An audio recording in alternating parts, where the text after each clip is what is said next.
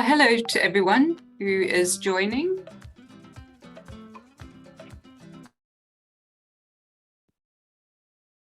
So I see we already have 111 attendees. So welcome to all of you to this very important webinar. We are well on our way to the road of IP 4.3 and ICCM 5, which is just around the corner. And it's very important for us to have this discussion today.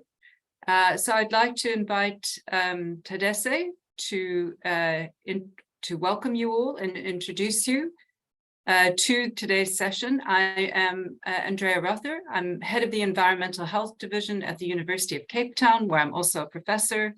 I am also the co-chair of the World Federation of Public Health Association Environmental Health Group, and I will be your moderator today. So Tadesse, I hand over to you to give us the formal welcome.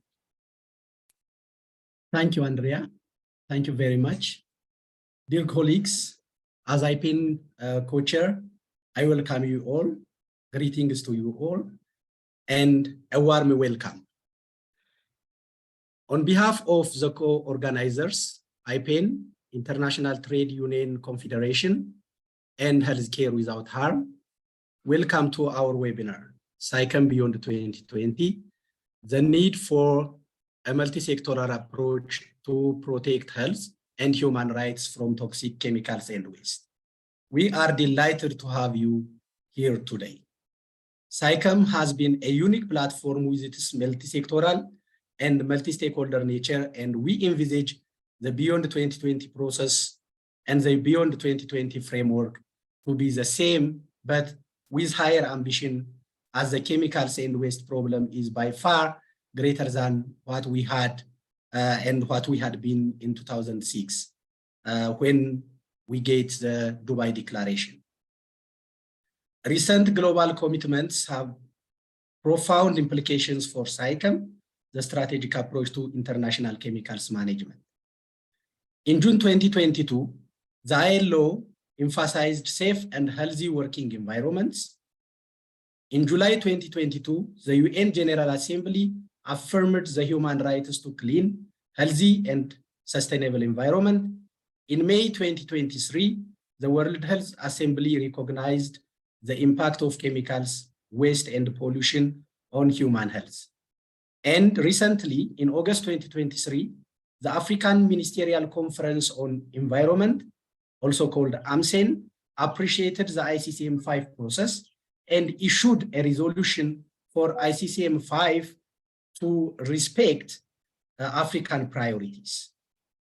This commitment underscores the necessity of a robust multi-sectoral approach with SAICM Beyond 2020. Today, we aim to emphasize the significance of these resolutions and explore how a multi-sectoral approach aligns them with SAICM's goals. We find ourselves at a pivotal moment as we anticipate the upcoming 5th session of the International Conference on Chemicals Management, also called ICCM 5, set to take place in Bonn. This event holds great promise for shaping the future of chemicals management on a global scale. SAICM, ITUC, and Healthcare Without Harm will continue their unreserved support to the Beyond 2020 process to have a successful ICCM 5 results for all of us in Bonn. I repeat, we want ICCM 5 to be successful.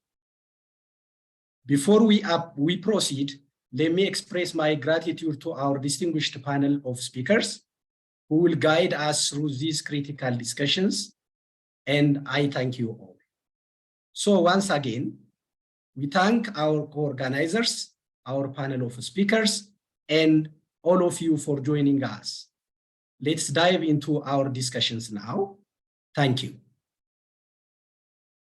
Thank you very much, Tadesse, for that welcome and for setting the scene for today's discussion. But just to let you all know that there is interpretation. If you're unfamiliar with the interpretation, if you look at the middle at the bottom of your screen, you'll see where it says interpretation. And please click on there to choose your language. There may be some presentations in other languages, so please do click on the English if you are an English speaker.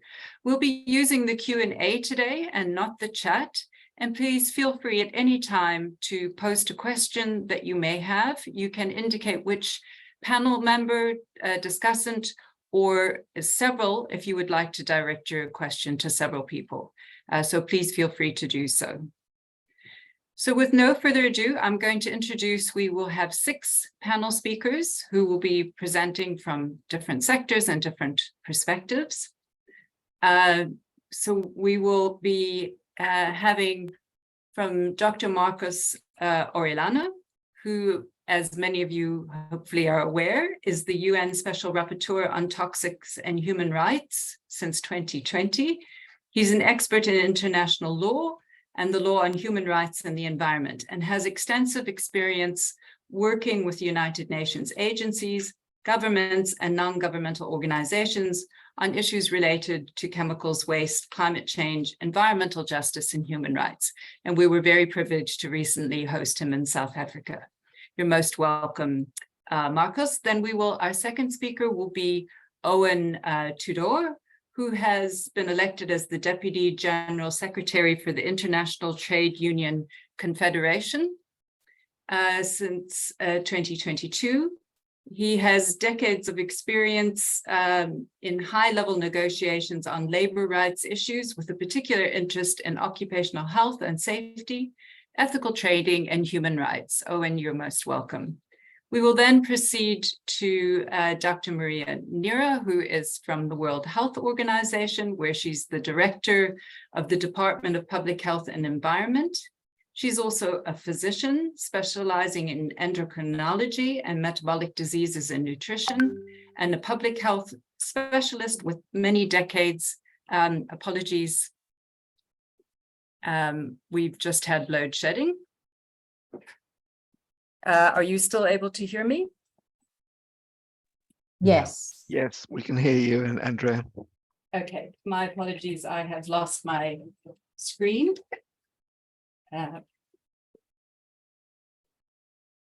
I should have warned you that South Africa has load shedding, and we have just gone into it. My apologies. Perhaps we can just move to the first speaker while I regain my screen, and I'll introduce the other speakers after that. So I'm going to hand over to Dr. Marcos. Thank you very much, Andrea, for your kind introduction, and also thank you to the co-organizers, ITOC and Healthcare Without Harm, for their kind invitation. My name is Marcos Orellana. I'm the United Nations Special Rapporteur on Toxics and Human Rights. Those of you familiar with the mandate of the Human Rights Council may have seen the resolution that that renewed the mandate, which includes language in regards to engaging developments in international regulatory frameworks in the chemicals and waste field. And so this participation is in that spirit of monitoring and reporting on these issues. I wish to make 3 points. Time is tight, so I will put a timer. The first one is on the significance of ICCM 5. At times I've found myself trying to explain to my colleagues, other special rapporteurs, what's going on in Bonn in a couple of weeks, and the analogy that I found perhaps that can speak to the significance of the moment is with the Paris Agreement on climate change, or the adoption of the Sustainable Development Goals, because it is once in a generation that we have the opportunity to confront what is no doubt a serious global issue. So that's the first point. The first point that I don't want to underestimate the significance of ICCM 5, what's coming up in Bonn in a couple of weeks. The second point is, as has been noted many times, that the global 2020 goal that was articulated in the Johannesburg Summit on Sustainable Development and then incorporated into ICCM 1 and the Dubai Declaration and SAICM, etc., the UN Environment Programme has concluded that that it was not met, and of course this has serious implications for the enjoyment of human rights. A couple of reflections. Last week, was it, or the week before, at the second Berlin Forum on Chemicals and Sustainability, I heard some speakers speak to the point that the Global 20 goal was rather ambitious in nature, which perhaps the speakers didn't intend it this way, but it sounded to me like an excuse for an otherwise chronicle of foretold failure, collective failure of the international community. So with that in mind, I wish to examine a couple elements of the goal to see if it can be realigned and strengthened. And so I'll read it, and I quote: "The overall objective of the strategic approach is to achieve the sound management of chemicals throughout their life cycle so that by 2020, chemicals are used and produced in ways that," here I wish to underscore, "lead to the minimization of significant adverse effects on human health and the environment," end of quote. So it's telling that this goal uses the language of minimization of significant adverse effects. It doesn't say that lead to the prevention of adverse effects, but the minimization of, which suggests that it is okay if somebody gets hurt, as long as it's not too many people that get hurt, as long as it's less people or less environmental harm, it's okay. And that is, of course, incompatible with human rights. I'll come back to that. And the second reflection is that it speaks about the minimization of significant adverse effects. So what is significant adverse effects? This seems to be a contradiction in terms. If there's an adverse effect on human health and the environment, well, that's significant by itself. But even if the terms could be used in this way, significant adverse effects, who decides what is significant? What is the threshold? Is it the victims that are exposed and suffer health effects, or who decides? So these are what I would point structural flaws in the vision that's articulated in the global goal. I have argued previously that this goal is misaligned with a rights-based approach because human rights embody the promise that no one will be left behind, that everyone has the right to live a healthy and dignified life.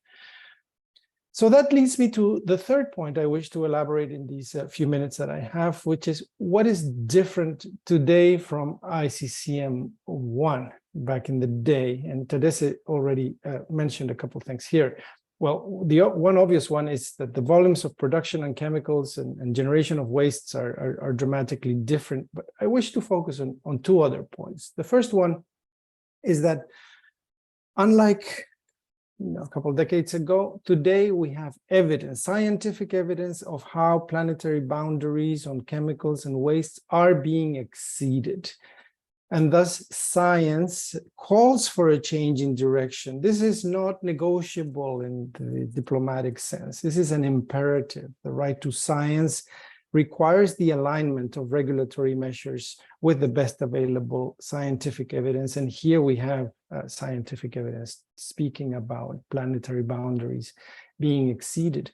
And the second point is that there is now global recognition of the right to a clean, healthy, and sustainable environment. The UN General Assembly in 2022, the Human Rights Council in 2021, the International Labour Organization recognizing it as a fundamental principle and right at work.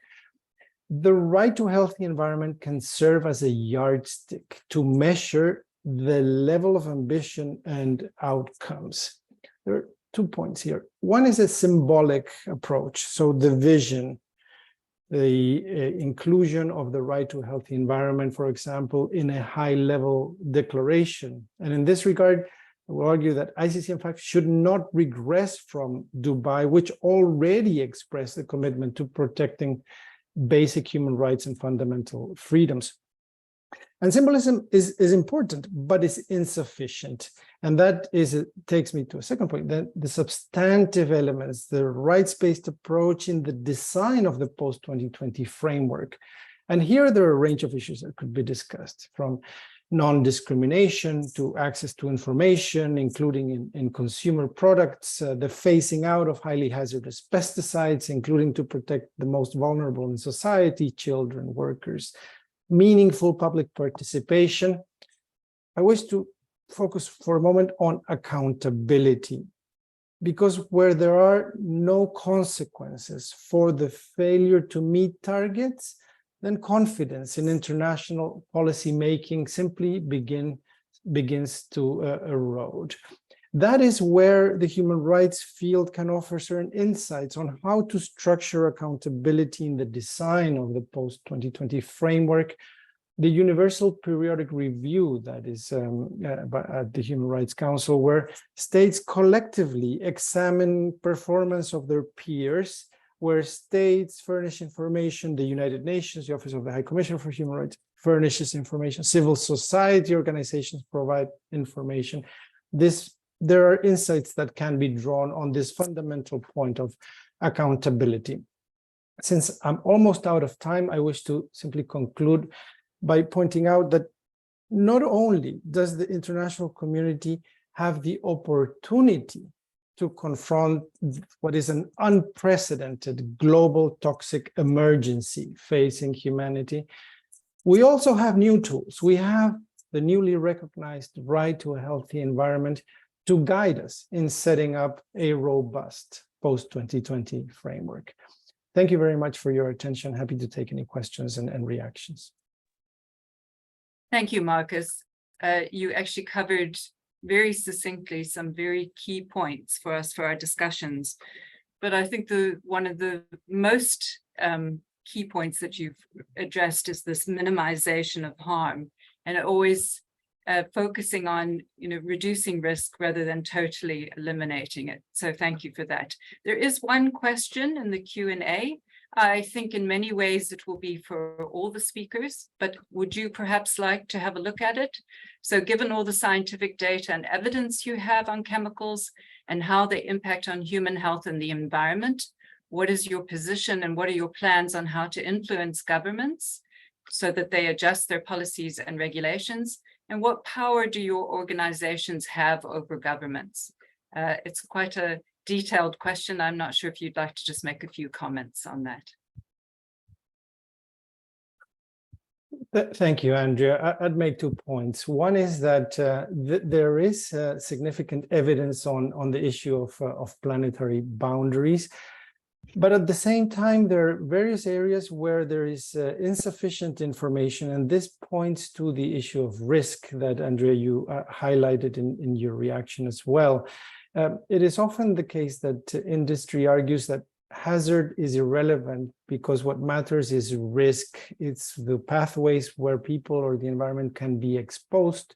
And if there's safe use, well, then there's no risk and the society shouldn't be denied the benefits of innovation and technology. But this argument begins to crack down precisely in what the question poses, in that in so many countries, there is insufficient monitoring on use, on impacts. There's no information or evidence on those issues. And so without that information, decisions on risk simply are going blind. That's one big point. Secondly, that institutions in so many countries, again, are understaffed, under-resourced. They lack the capacity to undertake the kinds of risk assessments that would take into account local environmental conditions and use that could conceivably lead to adequate measures of protection. So in that regard, what we're seeing is that industry is providing the information to regulators. There's a cozy relationship. Many describe this as corporate capture. And so what ends up is that this notion of risk becomes a conceptual trap for the externalization of harm for the profit of some, the externalization of harm on those who are exposed, who are most often the most vulnerable in society. And so this issue of risk needs to be really looked into very carefully as the discussions progress. Thank you. Thank you very much for that response. We are going to move on now to our second speaker, Owen Tudor from the International Trade Union Confederation, ITUC. And just a reminder to those of you who might have just joined, we do have interpretation. You can find it in the middle of your screen. Just for the speakers to speak slowly, because we have interpretation, please post your questions in the Q&A. Owen, over to you. Thanks very much indeed, Andrea, and thank you for the invitation to give the ITUC perspective on a new strategic approach to international chemicals management ahead of the 5th session of the International Conference on Chemicals Management in Bonn later this month. I want to support the case for an ambitious and aspirational deal, as Carlos emphasized. These negotiations can seem daunting, but we have already collectively and together achieved a lot. Now we have an unprecedented opportunity to reach a silo-busting, broad-based, groundbreaking agreement on chemicals and waste. So first, thank you to the co-organisers of this session, and especially to my colleague Rory O'Neill, to the German government for their positive engagement, to our allies and to my fellow speakers, all more knowledgeable than me, and thanks to all those who have joined us online. The International Trade Union Confederation represents almost 200 million workers organised in trade unions in 167 countries and territories. If we were a country, we would be one of the 10 biggest on the planet. Risks posed by chemicals are a big deal for many of our members, for too many, literally life or death. So we're not just involved, we're invested. Our concerns cover the impact of chemicals on the environment, because there are no jobs on a dead planet, on the community and on public health generally. But our main concern as trade unions is that we represent the people who work with chemicals, who earn their wages from that work, and who don't want to die or become ill as a result. No one should die just to earn a living. Workers are exposed from mining and extraction to manufacture, use and disposal. Our exposures are often greater and longer than in the downwind and downstream communities in which we live. Workers pay a high price. ILO estimates that every year around 1 million workers lose their lives due to hazardous chemical exposures, 1 every 30 seconds. Hundreds of millions more suffer ill health and face hardship as a result. That's why we fight for protection for workers from this preventable harm. Last year, we secured recognition that a safe and healthy working environment was an ILO fundamental principle and right at work. ILO Convention 155, one of the 2 resulting fundamental conventions, explicitly includes chemicals, and such fundamental conventions apply to all the ILO's 187 member states. That convention includes rights to information, training and consultation with workers and their representatives, and places wide-ranging responsibilities on governments and employers. There are other ILO conventions dealing with the detail, including 170 on chemicals, 139 on carcinogens, and 174 on major accidents. And we'll soon be updating the ILO instruments, probably by creating a new chemicals protocol. Of course, we have the other ILO fundamental rights, such as freedom of association and collective bargaining, vital to making the right to a safe and healthy working environment a reality, because unionized workplaces are safer, healthier workplaces. So what's the attraction in that case of a non-binding agreement such as SAICM? Conventions set a legal baseline. A new SAICM can aim higher. It can and must be ambitious and aspirational, genuinely multisectoral and multi-stakeholder. It must break us out of our silos, building on the best already agreed language. While there's acceptance the approach should be broad-based, the SAICM process still feels a bit UNEP plus rather than a properly integrated approach. And while there's a nodding acceptance of the importance of incorporating health and labour perspectives, in practice, there has been resistance to even accept some language already agreed and operational in UN binding instruments. That's a red line for us. A non-binding agreement cannot be allowed to undercut and undermine existing normative agreements. And the real life issues around which many of us negotiate and work routinely and which are already standard language elsewhere in the UN system need to be recognized as valid and relevant, including but not limited to A, the right to a just transition from environmentally damaging to sustainable, decent work in line with the Sustainable Development Goals, including SDG 8 on decent work, addressing substances like asbestos and silica on which unions have been campaigning for decades. B, information. Just knowing a chemical can kill you is little of no use if you're not in a position to do anything about it because you face being ignored, victimized, or fired. The right to refuse dangerous work and the right to belong to a free and independent trade union offer real protections. C, covering supply chain responsibility, public procurement, investments by international financial institutions and pension funds, bilateral industry union agreements, trade agreements, and so on. All the tools that we can apply. And fourthly, resources. SAICM must have the dedicated and accessible finances necessary to support effective project work and capacity building. The polluter pays principle would be a good place to start in raising that money. Breaking SAICM out of its environmental bubble means having language relevant to other sectors, including health and labour. SAICM 5 can be a giant step in securing their broader engagement. So we're concerned at IOMC's admission that the UN agencies do not have the capacity to deal with additional demands at present. That must be addressed. And last, if SAICM doesn't address the social determinants of health, then it will leave aside those worst affected by chemicals and waste. Race, gender, and class determine your risk, and ensuring the worst affected groups are fully consulted, involved, and recognized in preventive strategies is critical to SAICM's success. The nothing about us without us principle is key.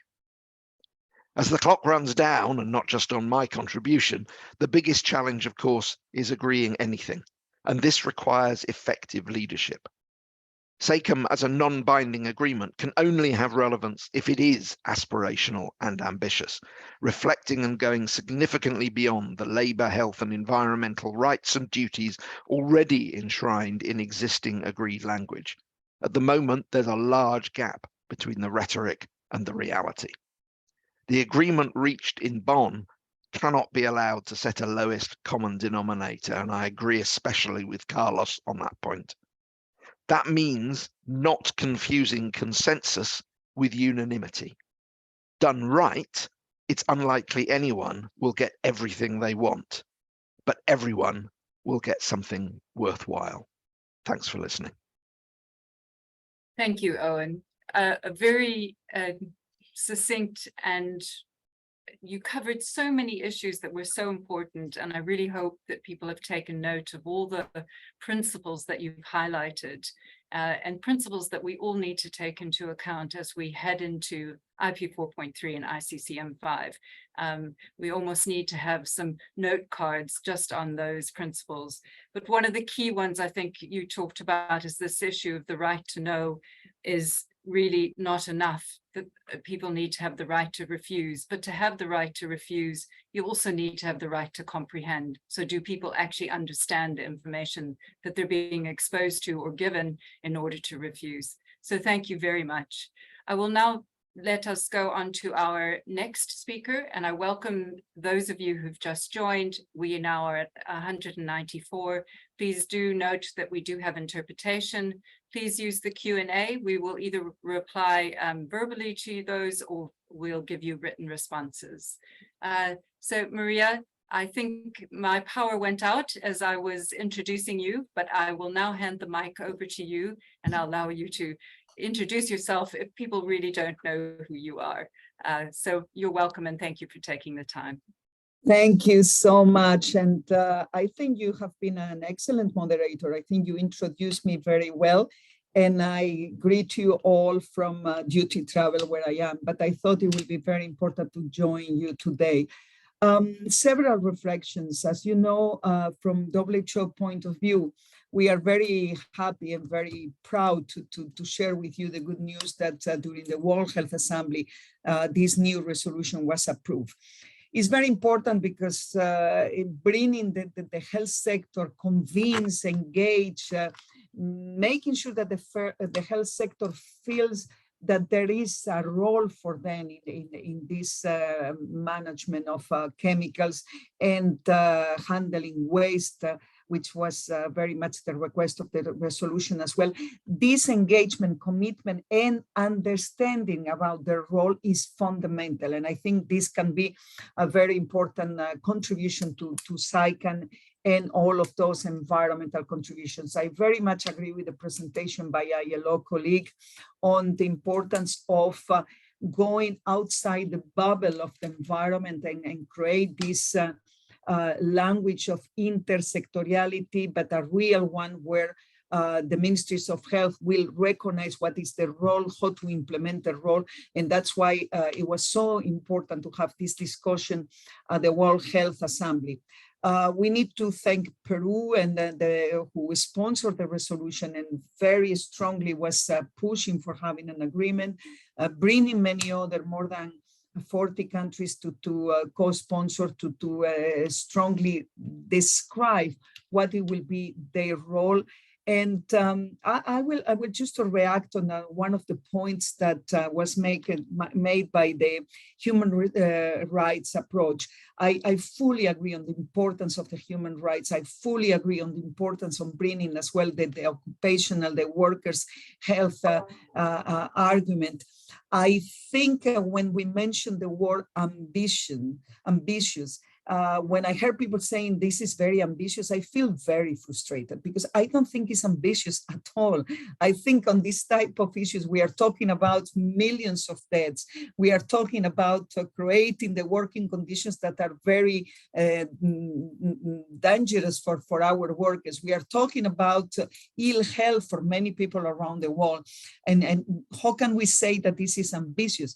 I will say that this is absolutely the minimum we can do in creating this multisectoriality with the highest possible level of ambition to go far and to go beyond what we have until now will be fundamental.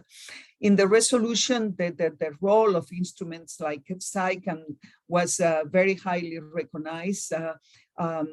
Ministers of health, sometimes they feel a little bit disempowered on how to participate in all of those mechanisms, but it will be our role to make sure that they are involved, that we bring the health sector more and more to those discussions.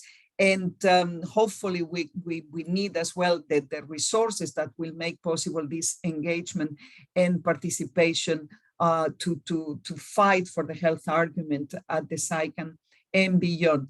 They request as well the Director General to create mechanism to make sure that the health sector is fully engaged and equipped to provide the responses that are needed.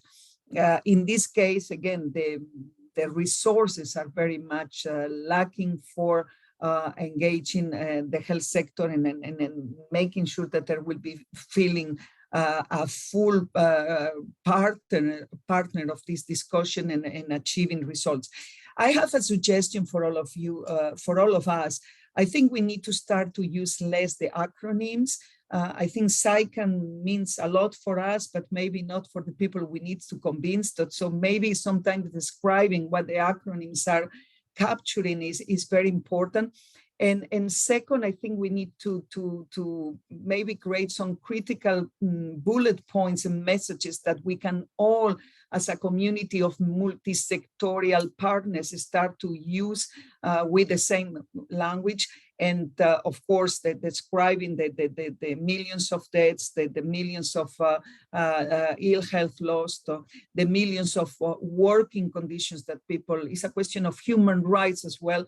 How this complex situation can be summarized on a very strategic, not only the management of chemicals, but the strategic communication as well, and making sure that everybody will be on board with the same critical messages.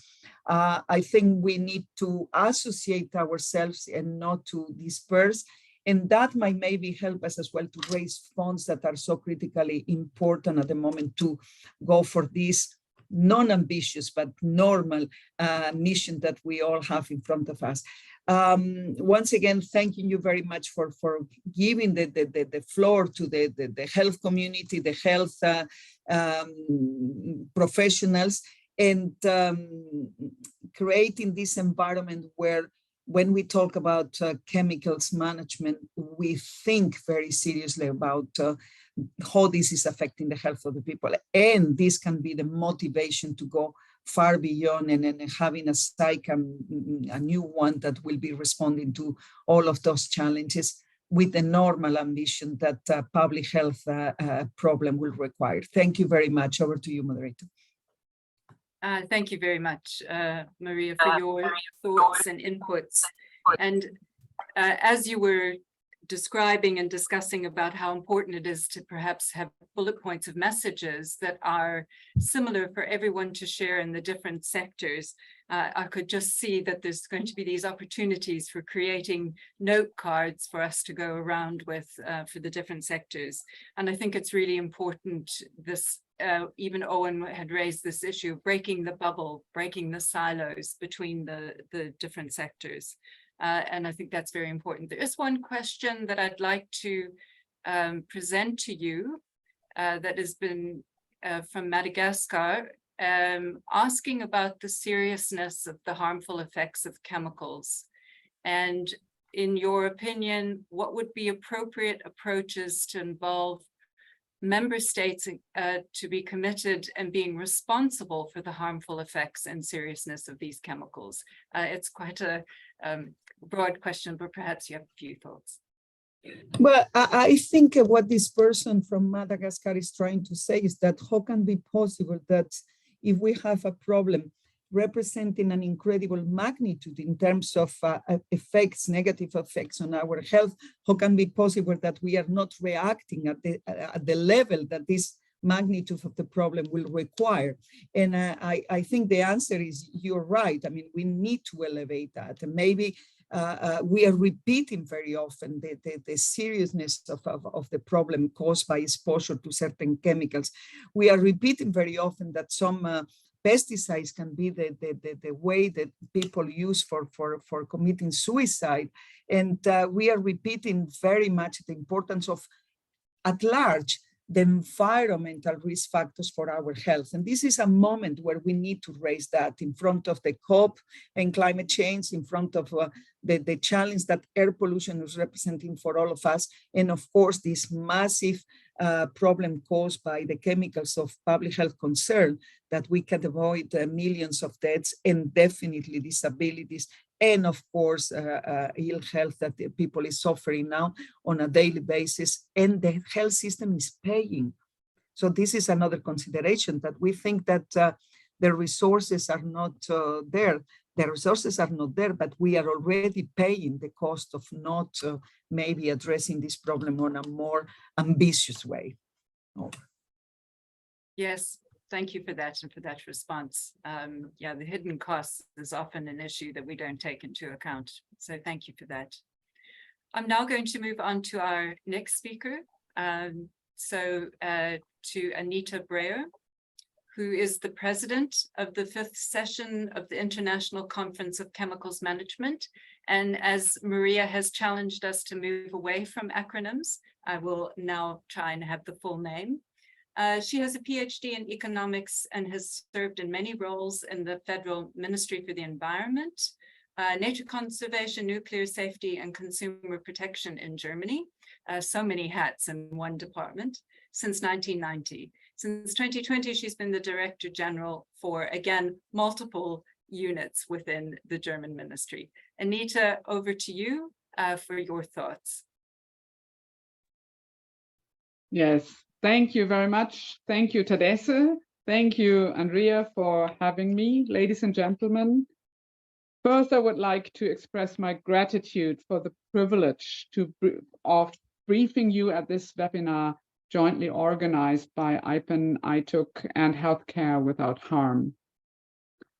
And thanks for the inspirations, insights, and encouragement by the speakers prior to me. And I think I would like to extend their views a little bit into another, on an additional dimension of the discussion, which I call visibility, and you will see what I mean with this one.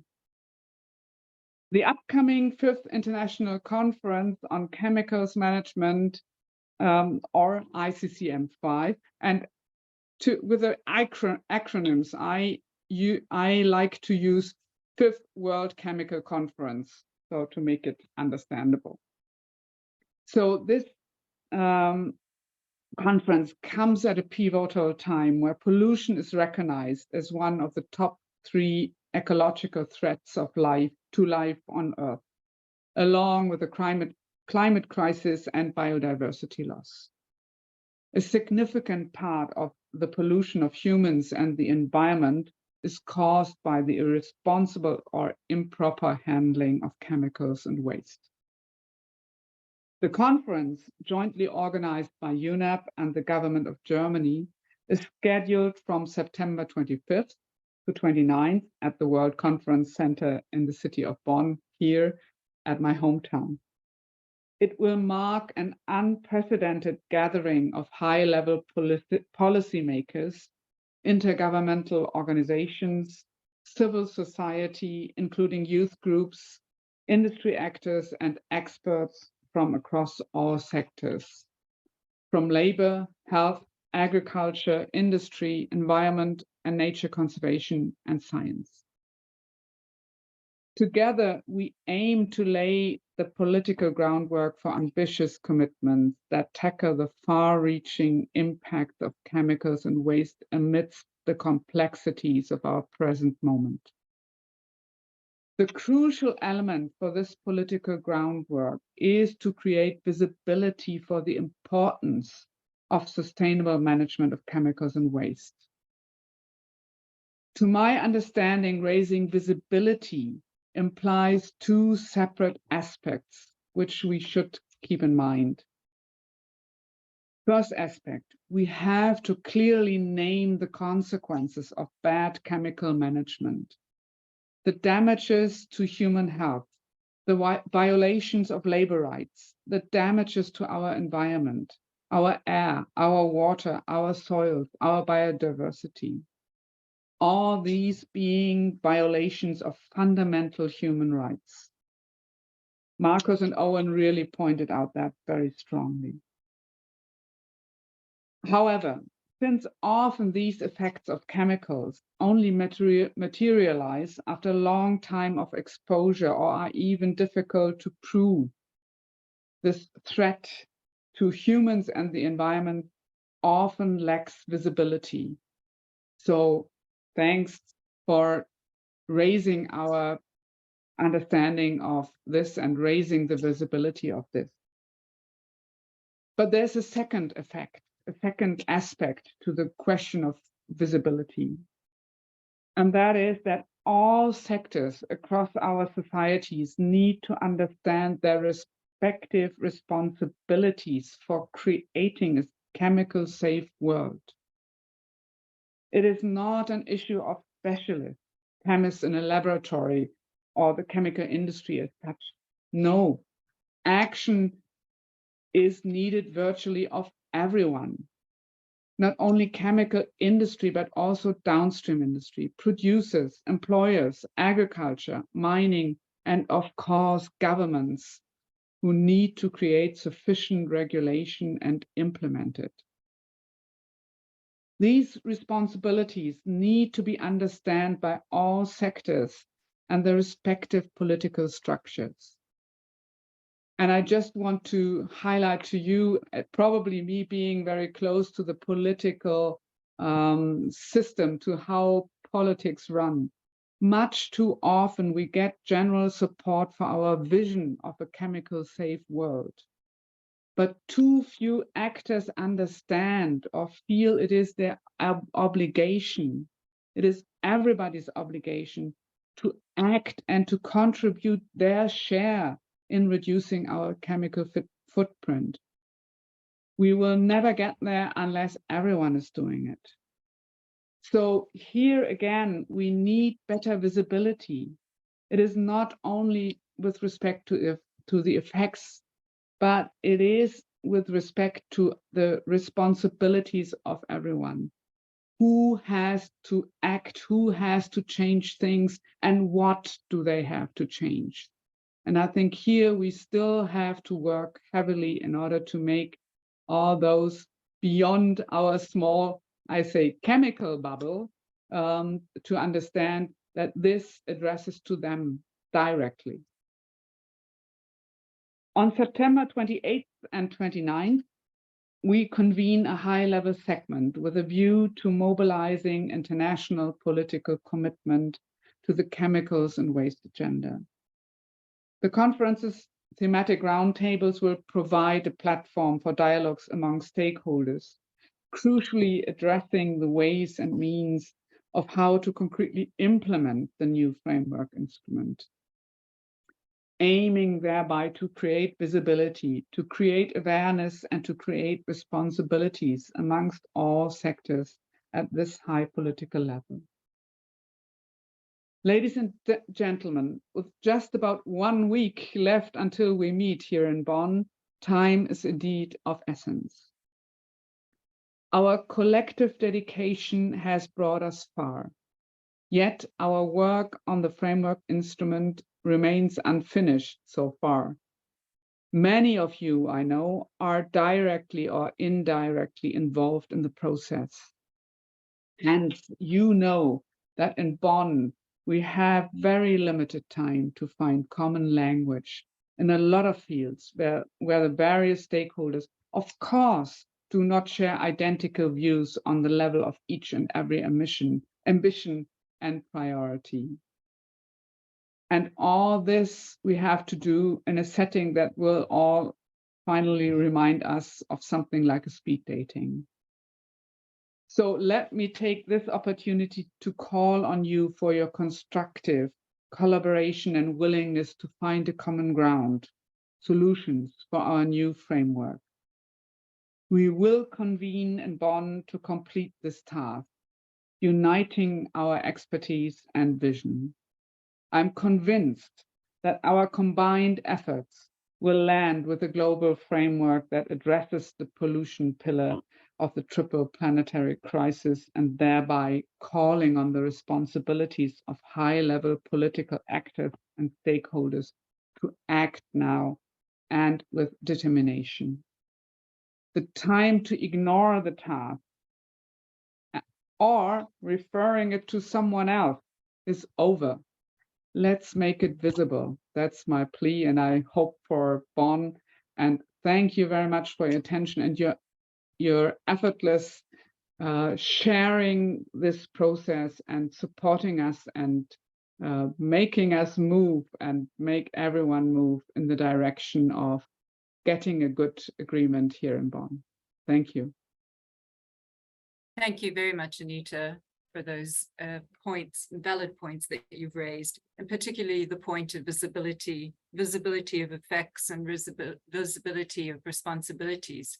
And not every one of the over 200 participants will be in Bonn in the coming weeks.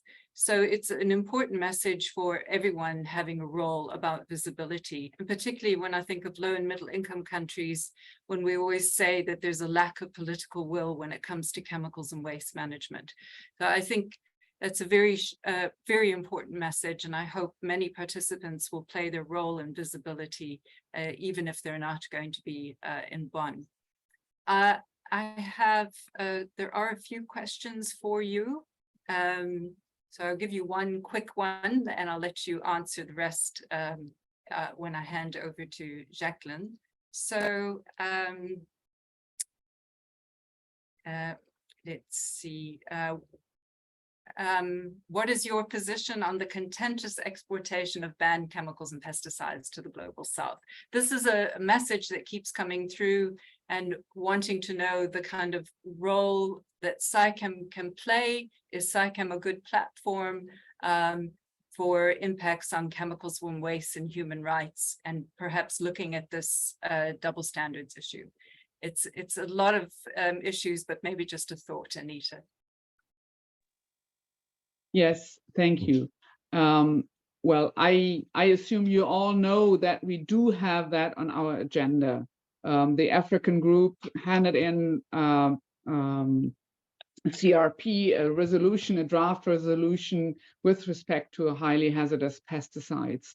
And certainly this is one very, very important issue to be discussed in Bonn.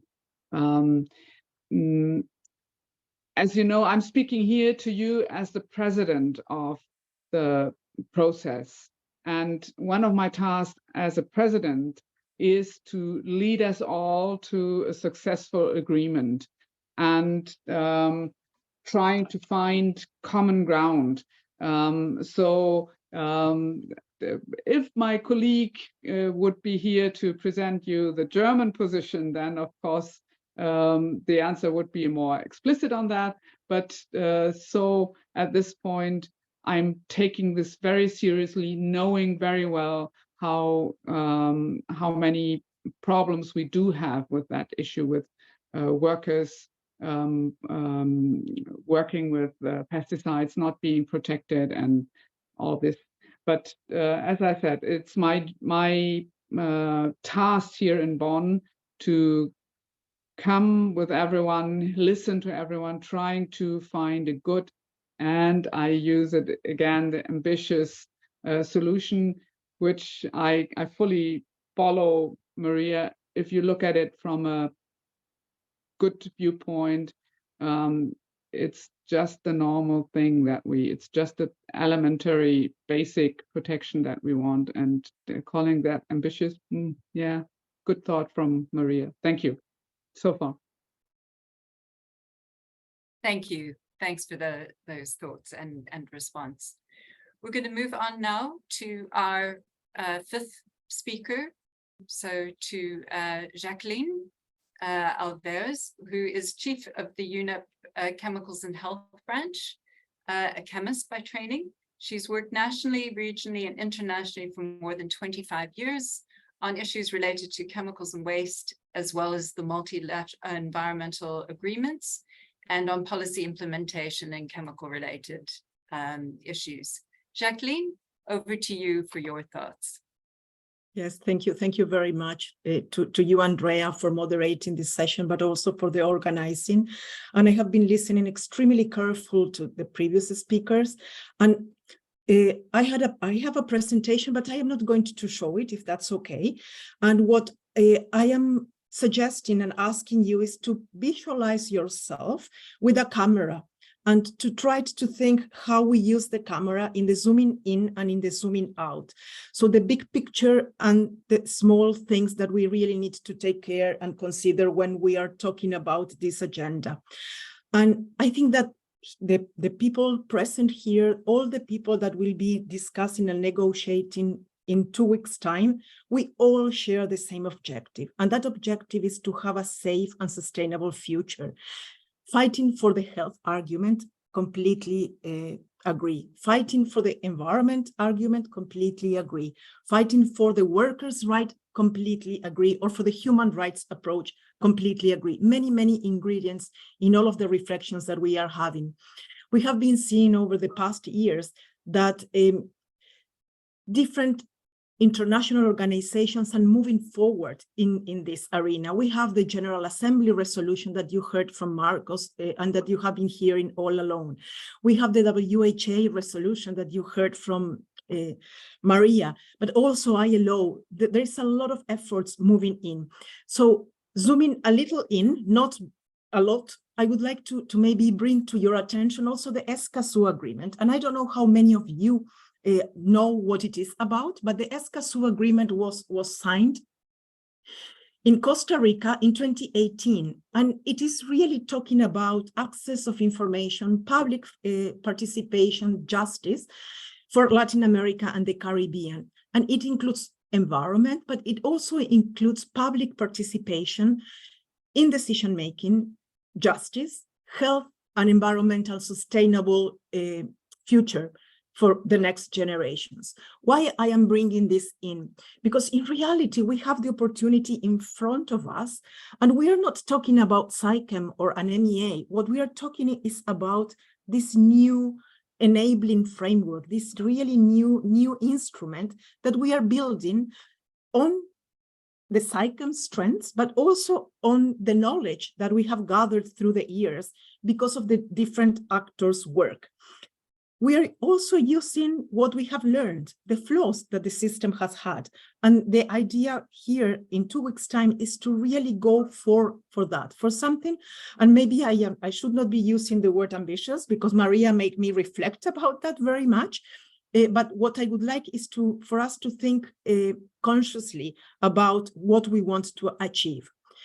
If I go a little further, zooming in, I would like to bring to your attention one particular case, because when we talk about these agreements, sometimes we think globally, but we cannot forget to act locally.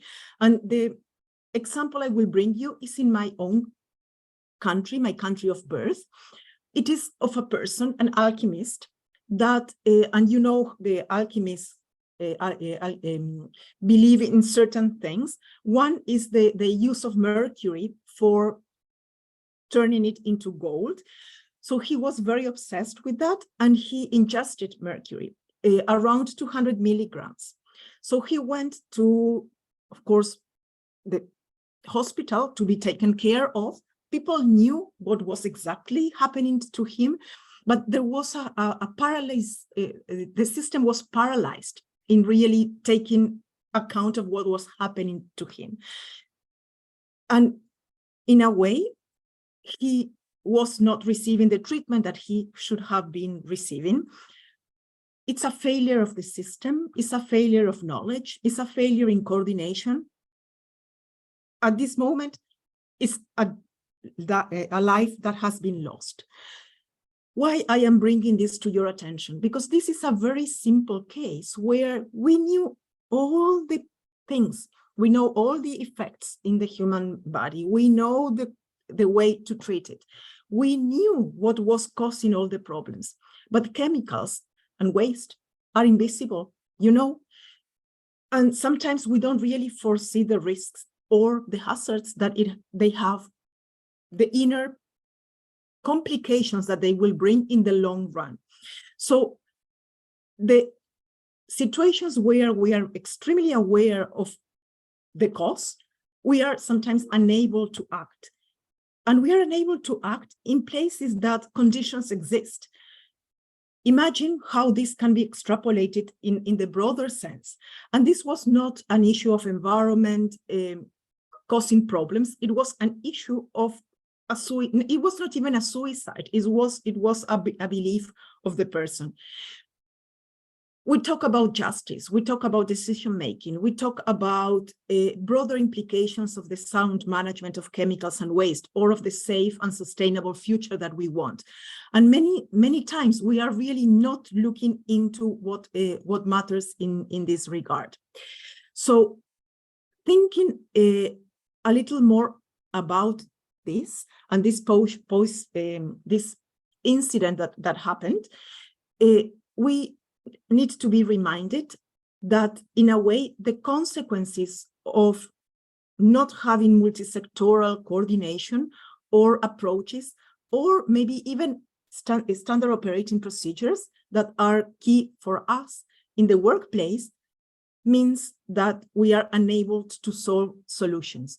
And this is not because of the environmental lens or the human health lens.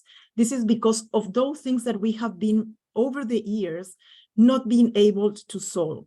So what is the difference that we have today? The difference that we have today is this big opportunity in front of us. So in the next 2 weeks, all of you, either directly you, because you will be present, or the people that will be representing you, will really have the power to make choices and to move things forward in a constructive manner, in a committed manner, and in a feasible and realistic manner. This is trying to think outside the bubble, inside the bubble, and thinking of the role of everyone and that everyone can have. We also have the whole aspects of gender, and in a way, the discussions that come here together with the human rights discussions. And this new framework is providing big opportunities here for gender-specific coordination aspects, for integrating, as you have heard, the different elements of the triple planetary crisis, that the biodiversity loss, the climate change situations that we are facing, but the opportunities to create jobs, the opportunities, and we heard that very clearly by our colleague of ITUC in relations to we cannot have a job if we are dead. So how are we going to provide and move forward with all these challenges is up to us to decide. So the message today from our side is we need to be constructive. We need to achieve certain grade of ambition. We are practically there. We need to really think about what is the thing that will move us quickly up. We need to, in a way, come to certain conclusions, but we need to implement afterwards. And that's where the implementation arm of this new instrument is essential as well. So the instrument will tell us some things, will bring us the framework, the umbrella, but then we have to act very, very quickly. And for that, the role is of all of us here, outside, and for everyone. So with this, think always that we have a lot of ingredients that we need to put together. We have the possibility to do that. It's in 2 weeks' time, so let's work together. Thank you. Thank you very much, Jacqueline, for your thoughts and your passionate thoughts about really getting us to move forward to have a good agreement. I have a couple of questions for you, and specifically around this, trying to pragmatically implement multisectoral collaboration with the new instrument. So 2 thoughts. The one is around the focal points. So focal points have always been from the Ministries of Environment. Is there an opportunity, would it be pragmatic to have focal points from health and labor, for example, to really implement this multisectoral approach? And then also in terms of the role of the IOMC, so the inter-organizational program for the sound management of chemicals, whether there could be similar collaboration between ministries at the national level and how the IOMC could support that. So just your thoughts on those 2 things. Sorry, you're muted. Oh, sorry. The focal points is a big yes, of course. It's up to countries, it's up to stakeholders to define who they want them to be the entry point for receiving information, for sharing information, for coordination. Maybe in the last year, it has happened to be mainly in the Ministries of Environment, but there is nothing saying Ministries of Health or of Labor are not supposed to be focal points. On the contrary, they are encouraged to be. But the decision lies on a country and on the stakeholders. National coordination is a must.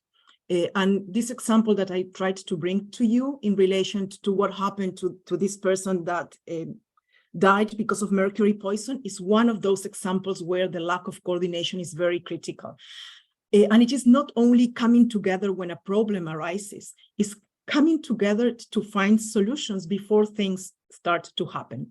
IOMC organizations of course, but it is not only IMC organizations. It's also UNICEF. It's also UNHCR. It's also others that are strongly working on this. Many of those have country offices and representation. So the coordination mechanisms that countries will need to put in place needs to involve all of them. So the similar collaboration that you were referring to, in reality, in some countries is happening, and it depends a lot in the local situations. But definitely a big yes to both of your questions. Thank you. Thank you very much for that, Jacqueline. We'll now move on to our sixth presenter in the interest of time. So Joachim Nunes, there you are. I welcome you, who is head of the International Labour Organization branch responsible for labour inspection and occupational health safety. His branch is currently undertaking preparatory work to update ILO's normative instruments on chemical safety. Joachim, I hand over to you. Thank you so much, Andrea. And thank you also for the organizers for inviting the ILO. Well, the theme and the discussion here is, of course, of extreme importance for us. Owen, just a while ago, mentioned our estimates, which really say a lot on where we are in terms of effects of exposure to hazardous chemicals in terms of the health of workers. So we have more than 1 billion workers exposed to hazardous chemicals every year. Each year we have 1 million workers losing their lives also each year due to this exposure. Many speakers already referred to being ambitious. Yes, we need to be ambitious, not only because of the figures I just mentioned, because again, we are speaking here of human life. Human life is, of course, human rights, and I would say that human life is probably the most important of human rights.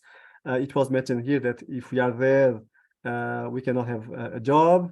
Well, if we are there, we cannot enjoy any of the other human rights. Also important to say that from our perspective, all the debate around chemical hazardous chemicals has to also to be taken in the broader discussion related to climate change and just transition. So, of course, that by prioritizing the sound management of chemicals and wastes within just transition approach, we can work towards processes that protect workers from hazardous exposures to chemicals, but at the same time, also greening the economy in a way that it is as inclusive as possible to all concerned and leaves no one behind. Well, it's important to say as well, now going into SAICM 5, that as we all know, the ILO is a normative organization and it can directly assist governments, employers, workers to put in practice the standards that we have on occupational safety and health. And I will highlight here, also mentioned by some speakers before me, that we have now 2 of our occupational safety and health conventions, convention number 155 and number 187, which are fundamental conventions. And again, also as expressed here already, the rights to a safe and healthy working environment is now a fundamental principle and right at work. This is of extreme importance, not only from a normative perspective, but also politically.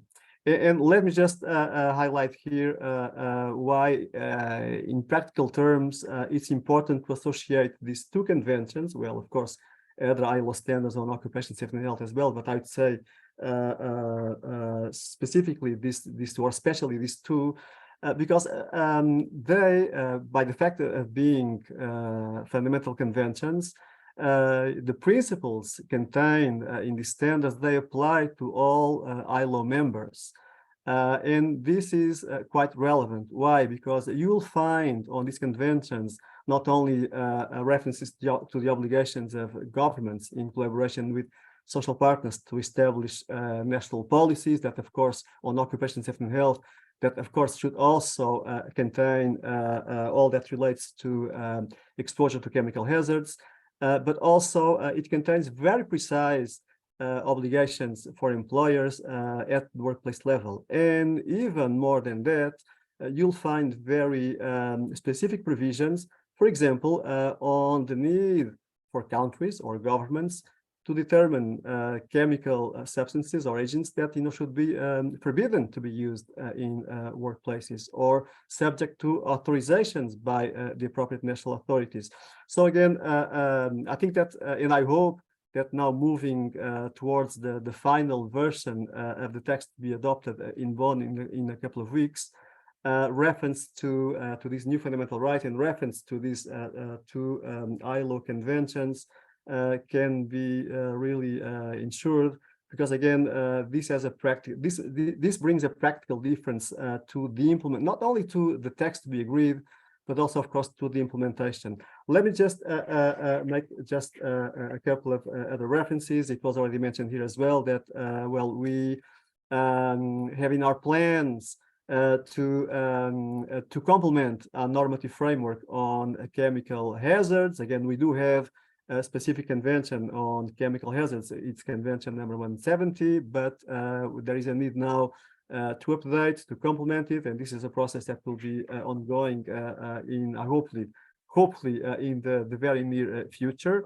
And again, it's quite opportune that this new standard will appear after this international interagency debate, because again, what we want, the ILO, and of course what we all want, all of us here, is that all global action in relation to this specific theme is coherent and streamlined. And then we hope that when working on this new ILO standard, all that will be decided in a couple of weeks will of course be incorporated, and the ILO standard will also help to put in practice the provisions or the content of this non-binding instrument.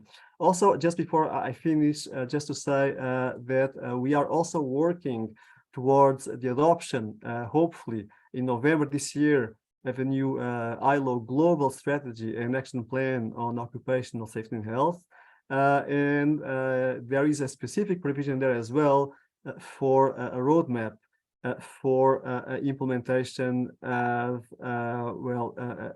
SAICM and all that relates to what will be decided now in Bonn. And again, this will be quite relevant for us, because when it comes to the world of work, as you know, we work our constituents are ministries of labor, of course, workers' organizations and employers' organizations, and we do think that having them on board, collaborating for a future, where workers hopefully will be less exposed to all the negative effects on health that currently they have because of lack of prevention. And again, someone mentioned minimization or prevention. Of course, for the ILO, what matters, and even according to our standards, is to prevent any possible negative outcome of exposure to any hazard that we may have in workplaces. Again, all of this, the fact that we have now safety and health at work as a fundamental right, the fact that we have these two fundamental conventions, which are applicable, to all member states, to all ILO members, independently of ratification, and the fact that all of these we will have the new global strategy. We are moving towards Bonn and what will hopefully be consensual or agreeable text for all of us. All of this comes in a very good moment, because again, what we hope is that the figures that I mentioned before will of course gradually decrease, and hopefully in the future wouldn't even exist. And here I'm possibly dreaming, but as someone said, we have to be ambitious. So I just wanted to give these highlights and even opinions. So back to you. Thanks. Thank you very much, Joe. I think dreaming is very important if we are going to have an ambitious instrument, more than what we have on the table at the moment, as Maria rightly pointed out. You might be aware that the Africa region has put a proposal on the table for an international code of conduct on chemicals and waste to be developed. So if ICCM 5 adopts this resolution, you've mentioned so many of the important codes of practice, the conventions, the CI70 toolkits from ILO. How can those aid in the implementation nationally, aid in relation to a code of conduct? Thank you. Well, all helps, of course. I would say that, and here again, this is a kind of a pledge to all of us. It's the more binding an instrument is, the more effective it will be. And hence, for us, the most relevant will be, of course, to update our normative framework. As I mentioned before, in addition to Convention 170, a new instrument to be decided, which type of instrument this will be, that can, in a way, update the framework we have now to address chemical hazards, but also very much in relation to the instruments that we already have,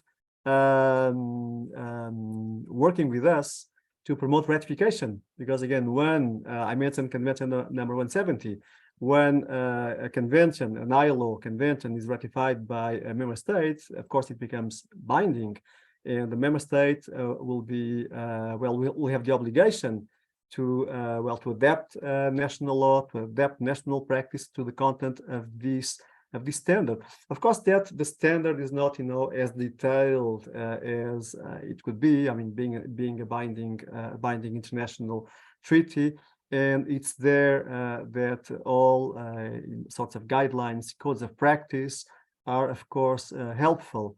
But again, let me put it very bluntly: a code of practice and a guideline, even if they are very powerful, sometimes, and if they are really helpful, they do not have the strength of a binding instrument. And I think that from our perspective, that's what we are looking for. Again, in a way that there's also no differences, between countries, and we have, a minimum set of obligations for governments and for employers as well when it comes to the workplace. Thank you. Thank you for that. Yes, and hence the importance, I think, of having a code of conduct, which leads us and guides us towards much more of a direction of maybe one day a binding agreement. So we have 10 minutes left, and there are many questions that you've posed. We won't be taking any verbal questions, so please do put them in the Q&A. I am going to go back to Maria and to Marcos. So Maria, I'll go back to you first. There was a question in relation to the commercial determinants of health and how they impact on chemicals and chemicals management, specifically in relation to food systems. Would you like to address that question? About the power and control of food systems and how that should be addressed.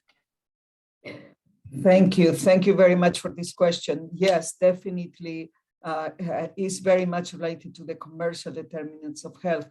I think you know that we have created in our group, in our division in WHO, we have reinforced the capacity to look at those commercial determinants of health, giving very clear examples. And I think this is the way, putting on the table for people's knowledge and understanding how those commercial determinants of health can be part of the obstacle, and maybe by having more and more dialogue and some scrutiny as well with the private sector. This is something that we need to address together. That is, again, why this multidisciplinarity is so important. But as well, dialogue and putting pressure and creating a kind of healthy competition as well among the private sector, but making sure that everybody understands where are those commercial determinants. I think if we look at these days at the issue of fossil fuels, for instance, in WHO, we have a very good example of commercial determinants, which was the tobacco. But in terms of air pollution and climate change, I'm afraid that the commercial determinants are not only related to one company, the tobacco companies. Now we have different sectors having different economic conflict of interest. So we need to definitely provide positive arguments to our citizens for them to understand how much this is affecting their health or their jobs or their human rights. And then by using that, giving the next action, that's why the meeting in Bonn will be so important. If we can provide what are the interventions, what are the actions, what are the commitments taken among the different sectors, and that will be very difficult to argue from a commercial point of view if our citizens understand what is how this can affect their health or their economies, and then if we propose positive solutions and things that nobody can disagree with, and will create even more awareness and therefore more pressure on politicians for then looking at the commercial determinants and putting pressure on those industry and facilitating alternates or other when are possible. Over. Thank you. Thank you very much for your response, Maria. And I invite participants, if you're not familiar with the commercial determinants of health, to go to the WHO website and have a look and look at the new Lancet Commission on Commercial Determinants of Health. I think more people are familiar with social determinants, and it's quite important that for the discussions we will be having at ICCM 5 to take those into account. So thank you very much for that. Marcos, I now hand over to you. We've had many participants raise the questions around the double standards. So we have about 6 minutes left, and I will, a few minutes, I'll hand over to you to respond to those. Thank you very much, Andrea. So the issue of the export of pesticides, highly hazardous pesticides that have been banned in their country of origin has been one that the mandate has engaged for many years because of the odious discrimination, the abhorrent practices that are involved in here, that for the profit of companies in the largely in the global north, hazardous substances are shipped and used that are banned in those countries are shipped and used in the fields of the global south, with disproportionate impacts on workers, on women, and on children. A couple things here. One is that the European Union pledged to put an end to this practice in its chemical strategy for sustainability, and yet we have not seen that materialize. Also, as it was previously said, the African group, as Dr. Anita Breyer mentioned, the African group tabled a paper with a proposal for a global alliance on this issue. If we look at, say, the Rotterdam Convention on International Trade in Pesticides, in the negotiations of that instrument back in the day, the G77 and China proposed a ban precisely on the export of hazardous pesticides that had been banned in their countries of origin. I am not sure it would take that position today, but that position was not taken up, and instead it was one of co-responsibility, where both exporting and importing countries would cooperate in what so-called prior informed consent, where the importing countries would be able to sovereignly decide based on their own risk assessments whether to allow the import. Well, this supposes or presupposes capacity to do those risk assessments, and that capacity is simply non-existent in most of the world. And so this model of the Rotterdam Convention does not work, leaving even aside the breakdown of the science policy interface mechanism in that convention, where the scientific body that advises the Conference of the Parties recommends listing and controls, and the Conference of the Parties fails to take action. And so there's a lot to be said about this, but what's clear is that the mandate on toxics and human rights was at the very beginning created to look at the transfers of hazardous waste from the global north to the global south. But the first special rapporteur, Ms. Fatma Sora Santini, she already raised the alarm about the export of dirty technologies, about the export of hazardous chemicals, about the export of products that quickly become waste, about the export of sham recycling technologies, and highly hazardous pesticides fall in that category. And this is in a way low-hanging fruit for international action to put an end to this abhorrent practice. Thank you, Andrea. Thank you very much, Marcos. And I think that's a very strong point to end on. So many of you have raised multiple questions and very detailed questions looking for responses. And I think what's important, we won't be able to get to all of them, but what's important for us to really close this important discussion on is if we really are going to have an ambitious instrument that is going to be able to address the issues of double standards, highly hazardous pesticides, low and middle income countries with weak legislations, under resources for managing chemicals waste, lack of political will, lack of visibility, lack of the right to know, lack of the right to refuse.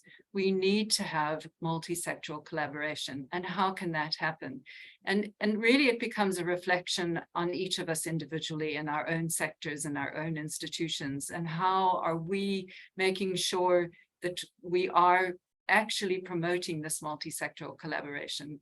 I was asked the question the other day, you know, why is UNEP only the one that is leading with SAICM in terms of the focal points? And I think Jacqueline quite adequately addressed that, saying it doesn't need to only be focal points from the ministries of environment. There could be focal points from other ministries.